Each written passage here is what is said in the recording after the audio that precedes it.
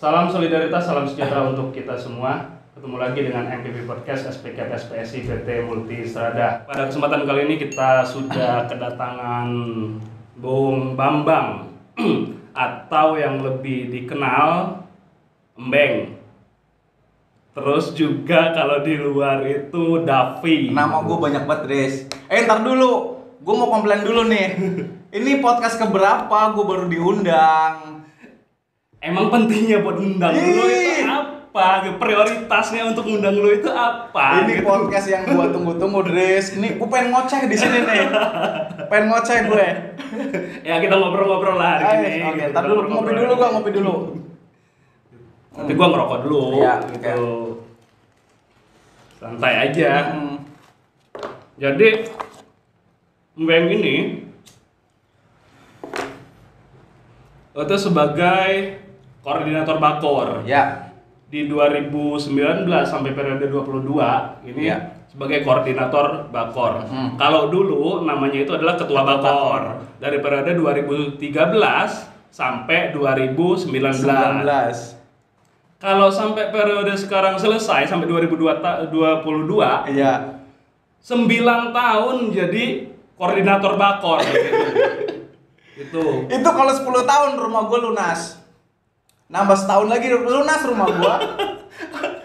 Jadi pertanyaan gue, kenapa bisa selama itu gitu? Ya. Lu betah kayaknya. Bukan masalah betah, gue juga nggak tahu gitu kan, dari organisasi mengamanatkan gitu kan, memandatkan. Pertama dari mengamanatkan apa lu emang yang pengen yang minta gitu. Bukan masalah gitu, job gue banyak.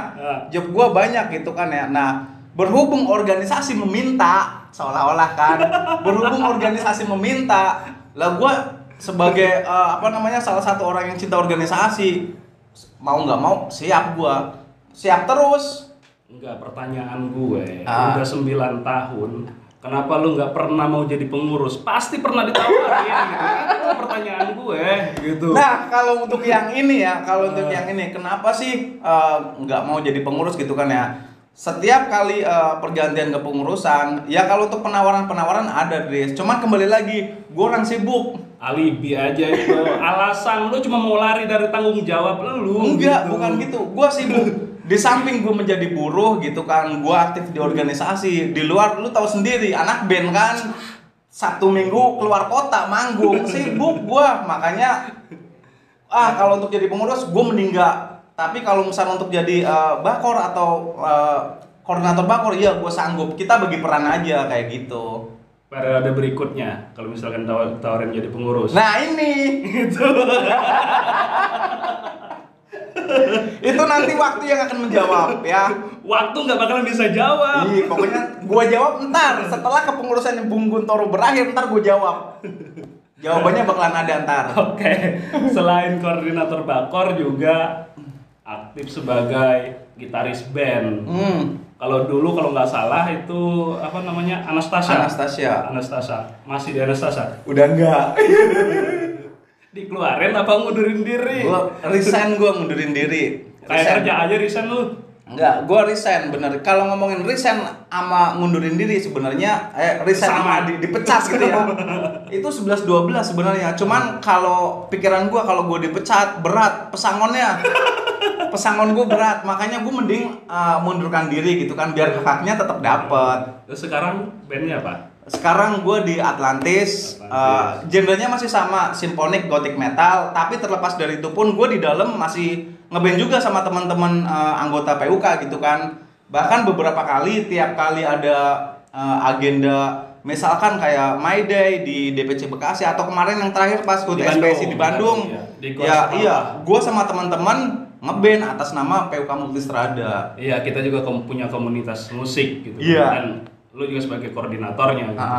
Lah ya paling itu buat teman-teman yang pengen aktif di jalur musik di ranahnya PUK, gabung sama kita bisa sharing masalah musik, bisa bikin lagu bareng, bisa ngeband bareng. Dan kalau misalnya ada event-event tertentu dari PUK pasti mewakilkan, ada perwakilannya. Nah, nanti kita bisa manggung di situ. Paling enggak lagu-lagu perjuangan lah ya. Iya, jelas.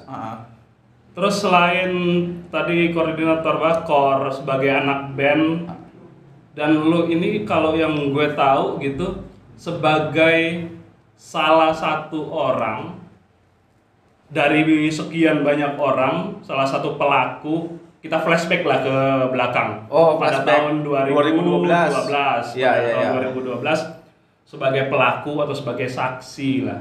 Pada saat itu kan ya pergerakan buruh, kita ngomongin di Kabupaten Bekasi aja. Di gerakan buruh itu lagi masifnya waktu bisa itu dikatakan lagi kuat-kuatnya itu persatuan, ngomongin persatuan buruh Kabupaten Bekasi. Nah, mungkin kita bisa cerita sedikit apa yang terjadi waktu itu tahun 2012. Ya kalau ngomongin sebagai salah satu pelaku ya mungkin di PK kita, anggota kita banyak gitu kan ya. Tapi kalau misalnya dari gua pribadi, kalau ngomongin 2012 itu sebenarnya berawal dari May Day 2012 di GBK. Ya. Itu kan pada waktu itu 3 konfederasi besar kan, ada KSPSI, KSPI sama KSBSI itu gabung di namanya PBI. Yang mana pada waktu itu membuat kayak semacam mengkampanyekan terkaitnya dengan Hostum. Tahu kan? Hapus outsourcing, tolak upah murah. Itu tuntutan di 2012. Tuntutan di 2012. Pada saat May Day. Pada saat May Day. Ya. Setelah itu dari deklarasi tersebut, deklarasi keterkaitannya dengan kampanye Hostum, langsung hampir semua kota ya diawali di Kabupaten Bekasi. Keterkaitannya dengan keresahan yang sama mengenai sistem kerja alidaya, outsourcing ataupun kontrak berkepanjangan. Lu juga tahu kan? Hampir rata-rata perusahaan memberlakukan sistem outsourcing, memberlakukan sistem kontrak kerja panjang. Berarti dikenal dengan apa waktu itu? Gerbek pabrik. Gerbek pabrik. Kenapa itu bisa terjadi? Aksi gerbek pabrik itu khususnya di Kabupaten Bekasi. Nah, tadi gue bilang dari awal, berawal dari keresahan yang sama. Keresahan keterkaitan ngomongin masalah, oh iya gue outsourcing, gue udah beberapa tahun kerja tapi masa depan gue ambiar gitu kan, nggak ada harapan karena ngomongin outsourcing tahu sendiri, 1 tahun 2 tahun di-cut atau bahkan kontrak berkepanjangan sekalipun kontrak PT tapi kontrak. Ya sekarang tahu sendiri, gue aja 3 tahun kontrak, belum yang lain, ada yang 4 tahun, ada yang 5 tahun, belum di perusahaan yang lain. Nah berawal dari keresahan yang sama, timbul solidaritas, timbul kekompakan yang sama, yang mana sampai ya hal itu terjadi gerbek pabrik. Jadi berawal dari keresahan yang sama tentang maraknya hampir semua pabrik outsourcing dan kontrak berkepanjangan gitu. Iya. Berarti di situ muncullah kesadaran spontan. Iya, kesadaran kolektif tepatnya. Kesadaran kolektif bagaimana untuk pembebasan outsourcing dan kontrak tersebut. Kapan sih tepatnya itu terjadi? Itu berarti setelah May Day. Ya, berawal dari May Day. Berawal dari May Day. Gerbek pabrik mulai ada di beberapa perusahaan. Ya, kalau contoh lah, pertama kita ngikutin itu setelah May Day ada PT Karuna di Tambun, ada PT Wujud Nawang Wulan. Bahkan yang cewek semua itu. Yang cewek semua, atau yang produksi. Ya, terus. Iya itu. Terus nyampe akhir tahun bahkan di kita pun ada. Di kita juga. Di kita juga ada 25 September pas banget nih. Nih tanggal sekarang 25 September gitu kan. Ya itu momen bersejarah. Terus lanjut lagi ke banyaklah perusahaan, bahkan yang lama di Delta Silicon berapa gue lupa tuh, ada tuh. Terus sebelum ke situ, berarti di kita juga pernah terjadi. Pernah terjadi pada bulan September gitu kan ya. Aksinya ya bisa dikatakan aksi lah ya. Aksi berarti waktunya dari kapan sih? Misalkan apa dari pagi atau sampai jam berapa? Itu kita melakukan aksi dari pagi, seingat gue itu dari jam 9 kurang seperempat, karena dulu kita shift 3 pulang jam 8 tuh. Shift 3 pulang jam 8 itu dimulai sekitar jam 9 kurang 15 lah sampai hampir tengah malam. Hampir tengah malam. Terus kemudian tadi yang ngomongin Delta Silicon gitu. Iya, ada PT tuh yang hampir sebulan digerebek sampai dibentrokin sama preman itu. Berarti kan dari kita berarti berlanjut ke Delta Silicon. Delta Silicon itu kalau nggak salah terjadi di awal Oktober ya. Gue agak lupa. Itu habis mogok nasional. Mogok nasional kalau nggak salah 3 Oktober. Kalau nggak salah. Nah itu nggak lama dari itu. Nggak lama dari sekitaran Oktober lah. Iya, Oktober berarti di Delta Silicon Hanyong, bener nggak? Nah iya, Hanyong. Ya, Hanyong itu gue inget banget. Kita itu dari timur kalau nggak salah itu nggak kenal waktu lah. Nggak kenal waktu dari pulang kerja shift 1, shift 2, shift 3 selalu berangkat gitu. Kita solidaritas iya, gitu kan ya. Sama kan kita dulu satu grup. Pulang shift 3, cus ke sono langsung ya solidaritas berangkat udah nggak kenal waktu, Dris. Ya. Artinya tapi ada yang menarik di situ di Hanyong gitu kan ya. Ada perjuangan teman kita gitu. Teman kita tuh berhasil. Gue gitu. tahu. Perjuangan teman kita di situ. Jadi terlepas ngomongin solidaritas, ada tujuan lain yang pengen dicapai. Ya, jadi gini teman-teman. Terlepas kita solidaritas ke Hanyong yang hampir setiap hari kita ketemu sama mereka, ada kawan kita, satu kawan kita itu sampai berjodoh, sampai menikah, sampai punya 2 orang anak sampai sekarang gara-gara solidaritas tuh.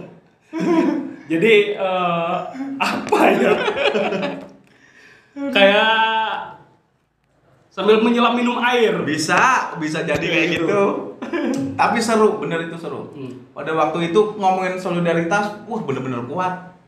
Solidaritas waktu itu benar-benar kuat. Kuat itu. Tapi setelah kesini mendekati akhir sudah mulai menurun kayaknya. Iya, itu kan jadi gini, seingat gue juga gitu ya, di akhir 2012 apa 2013 awal sampai pertengahan itu kan ada kayak semacam kesepakatan damai gitu. antara buruh, antara asosiasi pengusaha sama pihak kepolisian. Yang mana salah satu poinnya gitu ya, apabila ada permasalahan ketenagakerjaan di suatu perusahaan itu nggak boleh demo, Dris. Harus diselesaikan secara bipartit antara serikat pekerja yang ada di dalam perusahaan sama pengusahanya. Ditambah lagi menjadi kayak semacam jalan tol, kemudian kawasan industri menjadi objek vital nasional. Kita nggak bisa tuh bareng-bareng masuk ke kawasan, itu udah nggak bisa di tahun itu. Beberapa kali kan ya, bahkan ada aksi di Jawa BK itu sampai bentrokan sama ormas. Ada yang ngeri tuh kejadian itu tuh. Tahu lah itu lah yang kasus itu. Ya tadi kita ngomongin keresahan tadi ya, keresahan keadilan, berarti berangkat dari situ ada semacam persamaan nasib. Langsung banget kayaknya. Ada persamaan nasib gitu kan yang ingin disuarakan gitu kan ya. Yang disuarakan sehingga terjadilah hal seperti itu gitu. Yang terjadi tadi namanya geber pabrik dan lain-lain itu gitu kan ya. Berarti di situ kalau gue lihat gitu kan ya, ada kekompakan, ada kesolidan di situ gitu kan ya. Dan itu bisa terjadi kayak gitu kayak gimana sih? Nah, kan kayak gini. Sama-sama ngerasain, oh iya gue karyawan outsourcing, gue karyawan kontrak, masa depan gue nggak jelas gitu kan. Sampai akhirnya ya udah, ayo kita ngumpul sama teman-teman serikat, teman-teman PUK, kita konsolidasi. Satu orang bawa satu orang, satu orang bawa satu orang. Jadi berawal dari cuman segelintir orang pada waktu itu gitu kan. Ada sekitar 5 orang, besokannya ngumpul jadi 10 orang, besokannya ngumpul jadi 20 orang. Bahkan ketika kita konsolidasi setiap grup gitu kan, itu bisa ratusan orang, Dris. Jadi kesadaran kolektifnya itu tumbuh gitu loh. Solidaritasnya tumbuh, berawal dari hal-hal dari ngumpul konsolidasi tiap hari kayak gitu. Berarti khususnya di Kabupaten Bekasi gitu. Kita nggak melihat bendera, nggak melihat serikatnya apa gitu kan ya. Berarti itu bergerak dengan sendirinya. Timbullah itu tadi ya, secara ya dari kesadaran sendiri itu tadi timbullah suatu kekompakan, suatu kesolidan gitu. Iya. Itu ya. Karena gini, Dres, setiap kali ada gerbek pabrik gitu ya, misalkan perusahaan A melakukan aksi gitu kan, dan ketika mereka meminta pertolongan solidaritas, itu hampir semua PUK Ya karena emang di tiap-tiap basisnya itu udah kuat. Ketika ada solidaritas, dia udah nggak lihat bendera, itu federasi A, itu federasi B, enggak, langsung gerebek aja udah semuanya. Berarti yang perlu yang menjadi catatan gitu kan. Berarti pada saat itu yang namanya solidaritas itu kuat banget. Kuat banget. Gimana kita komparasi dengan yang sekarang? Sekarang pada saat ini kita ngomongin solidaritas, gimana? Gambarannya pada saat sekarang deh. Nah ini sedih gue sebenarnya kalau cerita yang kayak ginian nih. Nah. Kalau yang sekarang terjadi gitu kan, ngomongin solidaritas ya jujur gitu kan ya, kalau dari gue ngerasanya kita mengalami penurunan dibanding 8 tahun yang lalu. Itu banyak faktor, Dres. Ya. Banyak faktor gitu kan ya. Salah satunya mungkin sudah berkeluarga, mungkin kondisi yang dulu sama kondisi yang sekarang sudah beda. Tapi terlepas dari itu gitu kan ya, poinnya sebenarnya kembali ke hati masing-masing. Kembali kepada diri sendiri. Kembali kepada diri masing-masing. Ketika oh iya, saya sebagai buruh, saya masih butuh kesejahteraan. Jadi ya mau gimana pun caranya saya harus gerak. Karena gini, Dres, kalau buat gua pribadi gitu ya, orang dikatakan masih hidup itu kalau dia masih bergerak. Kalau dia diam, kalau buat gua udah mati. Kalau dia udah nggak mau gerak, buat gua udah mati kalau kayak gitu. Karena begini, modal dari suatu organisasi, karena kita sebagai pekerja, berarti organisasi serikat pekerja. Modalnya adalah ya kita cuma punya modal itu kekompakan, soliditas, iya. gitu kan. Nah makanya gini, kalau misalkan semua buruh gitu kan ya, atau semua anggota serikat pekerja menyadari pentingnya berorganisasi. Nih gue bilang pentingnya berorganisasi dari kita, oleh kita, untuk kita. Gue yakin organisasi apapun itu bakal tetap jalan. Dari kita, oleh kita, untuk kita. Karena kenapa gue bilang seperti itu gitu. Ini adalah basic paling dasar. Organisasi ini dibuat dari kita, oleh kita, untuk kita. Jadi apa? Ya semuanya kembali ke kita masing-masing. Organisasi itu bisa sangat-sangat kuat karena apa? Ya ada komitmen yang kuat, ngomongin dari pengurus, dari bakor, dari anggota. Atau organisasi itu bisa hancur ya karena misalkan dari salah satu pilar ini pincang. Berarti organisasi itu bisa hancur, bukan bisa jadi faktor dari luar, iya, atau dari dalam. Dari dalam sendiri itu. Iya, dari dalam. Dan kalau yang gua rasain, yang bakal menghancurkan itu dari dalam. Kalau ngomongin dari luar, berat. Misalkan pihak luar mau ngancurin suatu organisasi serikat pekerja gitu kan ya, buat gua sangat-sangat berat. Justru dari dalam, apabila kekompakannya, solidnya ini sudah nggak ada, bubar. Berarti tadi ya organisasi itu dari kita, oleh kita, untuk kita gitu. Berperan atau sesuai dengan tugas dan fungsinya masing-masing. Nah gitu ya. itu karena gini, ngomongin peran gitu kan ya. Kalau ngomongin di serikat pekerja, semua punya peran, Des. Ya. Baik itu dari anggota, baik itu dari bakor, baik itu dari pengurus, semua punya peran masing-masing. Semua punya hak dan kewajiban masing-masing. Artinya apa? Jangan salah. Hal kecil yang dilakukan sama anggota gitu kan, apapun itulah hal kecil itu bisa menjadi sebuah perubahan besar. Bisa menjadi sebuah perubahan besar terhadap organisasi itu sendiri. Ya kita lihat aja dulu. Ketika dulu gerbek pabrik 2012, kita hanya melakukan hal kecil. Kita konsolidasi satu orang bawa satu orang. Tetapi itu bisa menjadi sesuatu yang besar, sesuatu yang ya bermanfaat gitu buat kita semua. Ketika semua meyakini, semua konsisten ya, semua konsisten, itu menjadi perubahan besar. Yang alhamdulillah akhirnya ada suatu perubahan status gitu kan, dari outsourcing menjadi PKWTT, dari kontrak menjadi PKWTT. Kalau gue garis bawahi, organisasi itu dari kita, oleh kita, untuk kita. Bukan dari saya. Ya kan? Dari saya, oleh kamu, untuk saya. Itu bukan bisa, bukan seperti itu. Berarti sesuai dengan tugas dan fungsinya masing-masing. Masing-masing.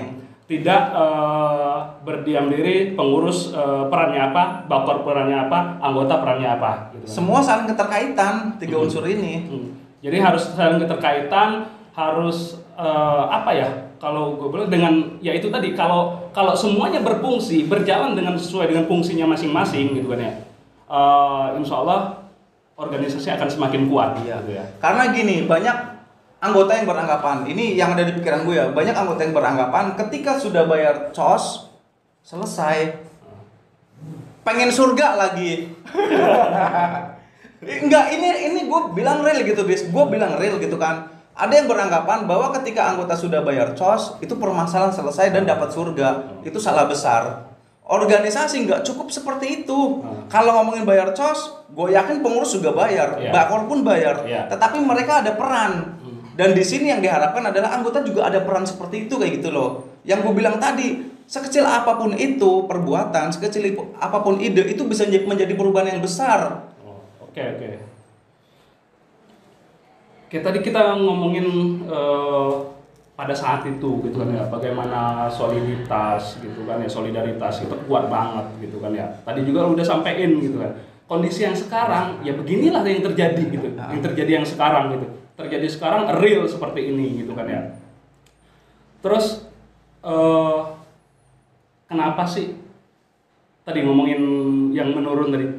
Kenapa sekarang itu kayaknya ya karena begini, sekarang ini kita tahu kan ada Omnibus Law. Iya. Ada Omnibus Law sekarang itu pada per hari ini klaster ketenagakerjaan itu udah mulai dibahas, gitu kan ya. Bab 4 klaster ketenagakerjaan sudah mulai dibahas di DPR RI, gitu kan ya. Kalau kondisi kita masih seperti ini, gitu kan ya, kayaknya nggak ada harapan. Iya. Kita untuk melakukan perlawanan segala macam kayak gitu. Terakhir ya semalam gue baca berita itu live-nya langsung dari Gekanas. Gekanas itu Gerakan Kesejahteraan Nasional itu ngebahas masalah permasalahan Omnibus Law bahwa di hari ini gitu kan tanggal 25 di Balek apa namanya? Balek, Badan Legislatif. Iya, itu pokoknya hari ini ngebahas bab 4 ngomongin masalah klaster ketenagakerjaan. Artinya apa? Yang jelas harga matinya adalah anggota harus solid. Harga matinya adalah anggota harus solid, solidaritas harus tetap terjaga. Karena gini, statement yang semalam pun ketika emang Omnibus Law benar-benar dipaksakan, itu bakal khususnya dari pimpinan pusat Gekanas gitu kan, bakal mengadakan aksi besar-besaran. Bahkan statement dari perwakilan yang dari Bandung Raya, dari Jawa Barat gitu pun itu siap melakukan aksi besar-besaran keterkaitannya dengan itu. Berarti mulai dari sekarang kita harus mempersiapkan diri, kita harus waspada. Tadi ngomongin soliditas gitu kan ya. Kenapa sih bisa menurun? Sebenarnya banyak faktor. Tapi kalau gue garis bawah ya, ini yang gue rasain. Kalau buat gue mungkin gini, setiap individu kurang menyadari pentingnya organisasi. Itu yang pertama. Yang kedua adalah sudah merasa nyaman, sudah merasa nyaman dengan hanya selembar kertas, mungkin baik itu surat kertas pengangkatan karyawan tetap atau naik jabatan atau apa dan lain-lain ya. Itu gue nggak tahu. Tapi yang jelas 2 poin ini yang ada di pikiran gue. Jadi gini, Dris, yang harus jadi perhatian bersama adalah perjuangan ini bukan hanya ngomongin selembar kertas pengangkatan. Bukan ketika merasa sudah nyaman menjadi karyawan tetap atau mungkin sudah merasa nyaman karena sudah mendapatkan apa yang dia inginkan, itu selesai, enggak. Ngomongin perjuangan itu kita ngomongin masa depan. Itu udah pasti, udah mutlak. Ngomongin perjuangan kita ngomongin masa depan. Bagaimana caranya kita meraih kesejahteraan yang lain. Ngomongin masalah keselamatan kerja. Ngomongin masalah jaminan sosial, ngomongin masalah jaminan hari tua. Ini yang kita perjuangkan, Dris. Ini yang kita perjuangkan. Makanya gue sering bilang, jangan pernah lelah, jangan pernah berhenti untuk berjuang. Jangan pernah lelah, jangan pernah berhenti untuk merebut kesejahteraan. Kuncinya di situ. Tadi kita ngomongin kondisi sekarang, kita berkaca lah bagaimana, ya terutama soliditas. Soliditas, kemudian juga pasti sekarang ini kita butuh banyak solidaritas gitu kan. tadi ngomongin sudah mulai menurun soliditas gitu kan ya. Bagaimana cara membangkitkan soliditas dan solidaritas kita yang sudah mulai menurun itu? Kalau dari gua tadi gua udah bilang gitu kan ya, semua itu kembali ke hati masing-masing, ke pribadi masing-masing gitu kan. Jadi gini, kalau misalkan kita setiap pekerja, setiap buruh beranggapan bahwa kita itu nggak bisa sendirian, Dris. Ya. Kita harus bareng-bareng, kita harus kolektif. Wadahnya apa? Sudah jelas, organisasi. Kalau misalkan kita sudah meyakini pentingnya organisasi buat pribadi masing-masing, terlepas kita ngomongin kolektif gitu kan ya, buat pribadi masing-masing, bahwa oh iya, gue nggak bisa memperjuangkan apa yang gue pengen dengan cara sendiri, nggak bisa.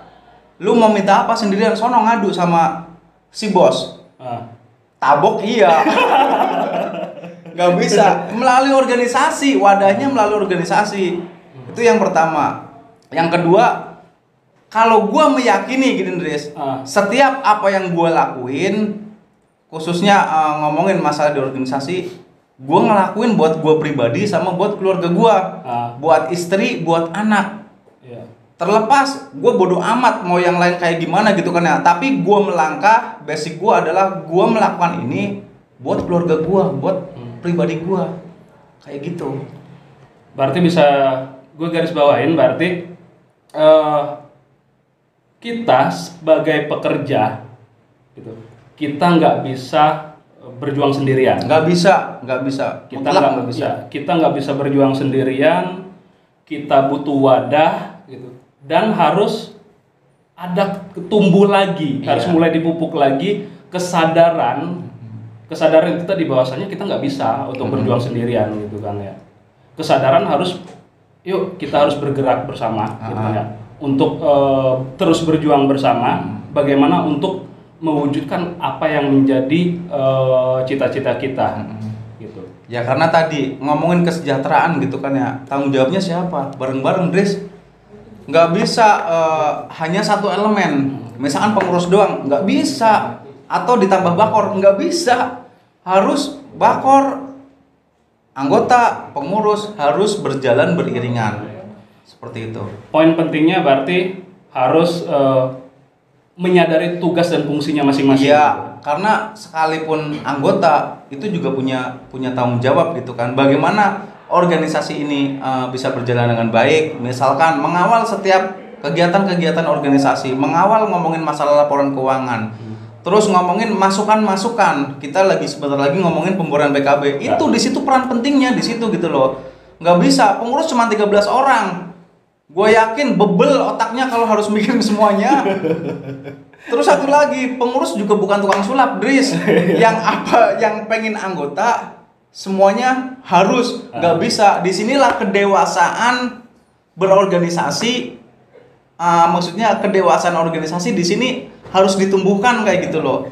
Nggak bisa gue maksain kehendak, nggak bisa. Artinya kesadaran kolektifnya harus ada, terus pengambilan keputusan secara kolektifnya pun itu pun harus tetap berlaku seperti itu. Oke, kalau kayak gitu kayaknya cukup, tutup lah ya. Cukup. Ya, kita tutup aja podcast pada hari ini, pada kesempatan ini.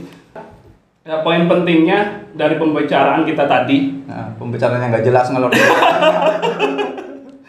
Poin pentingnya adalah itu tadi. Organisasi itu adalah dari kita, oleh kita, dan untuk kita. Bukan dari apa tadi? Dari saya, ya kan? Oleh kamu untuk saya, gitu. Berarti poin pentingnya itu, gitu kan. Sebagai penutup, kalau dari gue sih. Ntar dulu, gue mau ngomong kata-kata mutiara dulu. Kamera mana kamera? Nah, ini kamera nih. Ini kalau Vicky tahu kan filosofi edukasi. Nah, tapi ini bukan kali itu. Pokoknya gini, kata-katanya dari gini. Gua mengutip dari guru kita Pak Abdullah gitu kan. Jangan bukan Vicky. Gini, gue mengutip dari kata-kata Bung R. Abdullah gitu kan. Jangan pernah kita mengutuk kegelapan, tapi kita lupa untuk menyalakan lilin. Nah, cakep. Udah gitu aja. Ya, sebagai closing closing lagi ya. Sebagai closing, mungkin dari gue gini. Ada dua tipe orang dalam perjuangan. Yang pertama adalah dia berjuang untuk satu tujuan, setelah tujuannya tercapai, dia selesai. Ya, selesai, nggak mau berjuang lagi, itu merasa sudah cukup dan berada di zona nyaman. Yang kedua adalah ada orang yang berjuang ketika terlepas perjuangannya berhasil atau gagal. Kalau dia berhasil, dia tidak berhenti sampai di situ, terus berjuang dan tidak memikirkan diri sendiri. Dan yang kedua tadi ketika gagal dia juga enggak redup gitu kan. Dia gagal enggak redup gitu kan. Dan kamu di barisan yang mana? Di barisan yang pertama atau di barisan yang kedua?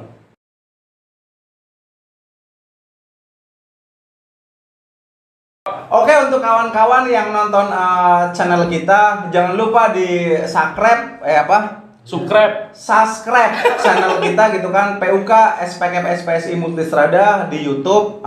Bisa juga di like, di komen, di share, apalagi share dah pokoknya di share aja terus biar teman-teman, biar channel ini biar bisa terus tetap berkembang dan ada berkelanjutkan podcast yang lain. Ntar gue undang lagi ya, sama biar biar untuk kemajuan media MPP ini. Terus yang terakhir adalah tolak Omnibus Law.